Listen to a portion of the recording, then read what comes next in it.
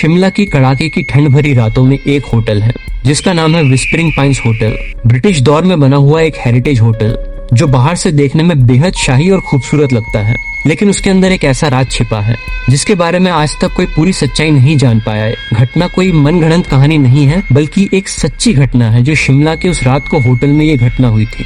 इस होटल में एक कमरा है, रूम नंबर 309। ये कमरा पिछले 18 सालों से बंद पड़ा है क्योंकि जो भी वहाँ ठहरता है या तो अपना मानसिक संतुलन खो बैठता है या फिर कभी इस होटल से बाहर ही नहीं निकल पाता। और सबसे अजीब बात, हर रात ठीक 12:17 पर उस कमरे की लाइट अपने आप जल उठती है। दिसंबर की जमा देने वाली रात थी।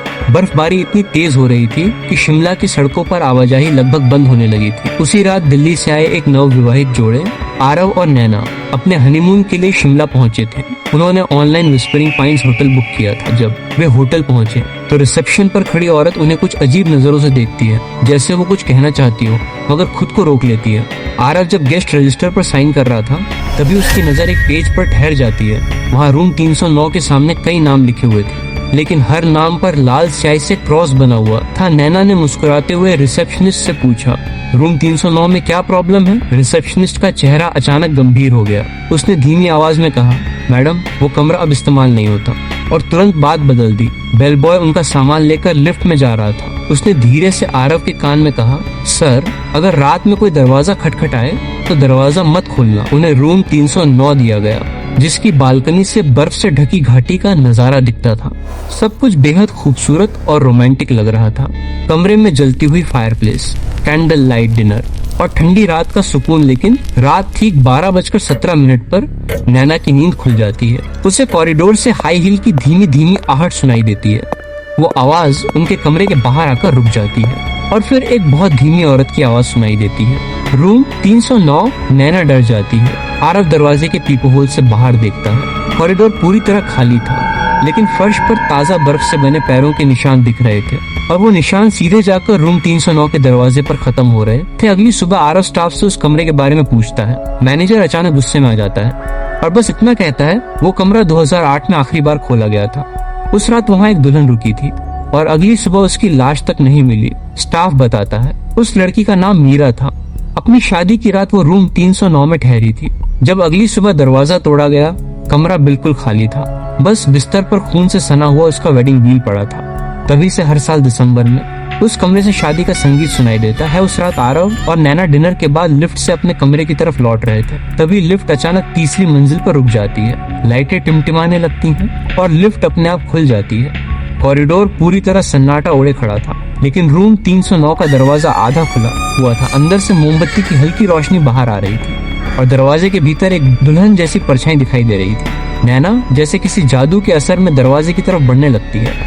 आरव उसे रोकने की कोशिश करता है, लेकिन तभी दरवाजा पूरी तरह खुल जाता है। अंदर कमरा शादी के मंडप की तरह सजाया हुआ था, जैसे अभी अभी कोई शादी होने वाली हो। शीशे के सामने एक लड़की सफेद वेडिंग ड्रेस में बैठी थी। उसके बाल उसके चेहरे को ढके हुए थे। वो धीरे से बोली, तुम देर से आए हो।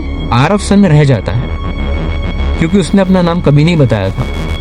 दुल्हन धीरे धीरे अपना चेहरा उठाती है, लेकिन शीशे में उसका कोई प्रतिबिंब नहीं दिखता।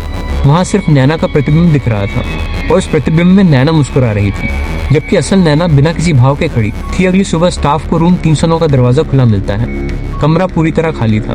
बस फर्श पर 2 नए नाम लिखे हुए थे, आरव, नैना, और दोनों नामों पर लाल क्रॉस बना हुआ था। 3 महीने बाद होटल के सीसीटीवी में एक अजीब फुटेज रिकॉर्ड होती है जिसमें आरव और नैना खुद चलते हुए रूम 309 में प्रवेश करते दिखाई देते हैं, जैसे किसी ने उन्हें बुलाया हो। इस घटना के बाद Shimla police paranormal investigator Kabir Mehta को बुलाती है। कबीर होटल पहुंचता है। वो तीसरी मंजिल पर जाता है। पूरा कॉरिडोर वीरान पड़ा था, मगर रूम 309 के बाहर ताजा पैरों के निशान मौजूद थे।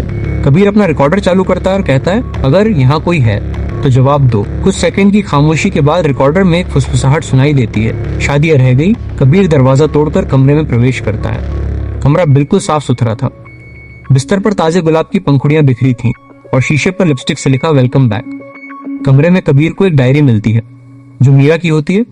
डायरी में लिखा था कि उसे धोखा मिला था और वो किसी को जाने नहीं देगी।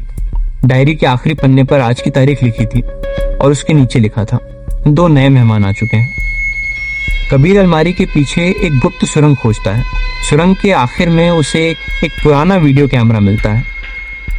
वीडियो चलाने पर उसमें आरव और नैना दिखाई देते हैं। वे कैमरे में देखते हुए कहते हैं, यहाँ मत आना। और फिर उनके पीछे दुल्हन धीरे धीरे उनके करीब आती दिखाई देती है। कबीर कमरे में लौटता है, तभी दरवाजा अपने आप लॉक हो जाता है। शादी का संगीत गूंजने लगता है। कबीर शीशे में देखता है, उसके पीछे आरव और नैना खड़े थे। उनके चेहरे पीले और बेजान थे। आरव धीमी आवाज में कहता है, हम यहाँ से जा नहीं सकते। वो हर साल एक नया जोड़ा चुनती है। नैना कहती है, अब उसकी अगली पसंद तुम हो। तभी मीरा दुल्हन के रूप में प्रकट होती है। वो कबीर का हाथ पकड़कर कहती है, मंडप पूरा करो। पुलिस होटल के पुराने केयरटेकर रघु काका को बुलाती है। रघु काका बताता है कि मीरा अपने मंगेतर रोहन के धोखे का शिकार हुई थी। रोहन सिर्फ उसकी संपत्ति के लिए शादी कर रहा था और शादी के बाद उसे जहर देने का प्लान बना रहा था। मीरा ये सब सुन लेती है और उसी कमरे में रोहन को जहर पिला देती है। लेकिन मरने से पहले रोहन उसे बालकनी से धक्का दे देता है। भारी बर्फबारी की वजह से मीरा की लाश कभी नहीं मिली और तभी से उसकी आत्मा इस होटल में भटक रही है। अपनी अधूरी शादी पूरी करने के लिए पुलिस और पंडित मिलकर एक अनुष्ठान करने की योजना बनाते हैं। होटल के बेसमेंट में एक ताबूत मिलता है जिसमें रोहन का कंकाल रखा होता है। उसकी उंगली में शादी की अंगूठी होती है। जैसे ही अंगूठी निकाली जाती है, पूरे होटल की लाइटें बंद हो जाती हैं और कॉरिडोर में दुल्हन की डरावनी हंसी गूंज उठती है। रूम 309 में अनुष्ठान शुरू होता है। तेज हवा चलने लगती है। मीरा पूरी दुल्हन के रूप में प्रकट होती है। पंडित उसे मुक्ति देने की कोशिश करता है, मगर वो चीख कर कहती है, मैं शादी के बिना नहीं जाऊंगी। तभी रघु काका सच कबूल करता है कि उसने मीरा की लाश होटल की बदनामी से बचाने के लिए बेसमेंट में छिपा दी थी। मीरा गुस्से में कहती है, तुमने मुझे जिंदा दफनाया था। और अचानक रघु काका हवा में उठकर शीशे से टकरा जाता है। कमरे की जमीन फटने लगती है। नीचे बेसमेंट में दर्जनों वेडिंग ड्रेस लटकी हुई थी। हर ड्रेस पर किसी जोड़े का नाम लिखा था, कबीर, आरव, नैना और सैकड़ों अनजान नाम। आखिरकार होटल को हमेशा के लिए सील कर दिया जाता है। रूम 309 को सीमेंट से बंद कर दिया जाता है। 5 साल बाद होटल का नवीनीकरण होता है। कमरों की नंबरिंग बदल दी जाती है। रूम 309 का नाम हमेशा के लिए हटा दिया जाता है। लेकिन कुछ समय बाद एक नए गेस्ट ने ऑनलाइन रिव्यू लिखा, 639 में सब कुछ परफेक्ट था। बस रात 12:17 पर एक दुल्हन ने मुझे जगाया और धीरे से कहा, वेलकम बैक। कुछ कहानियां कभी खत्म नहीं होती, वो बस अपना कमरा बदल लेती हैं।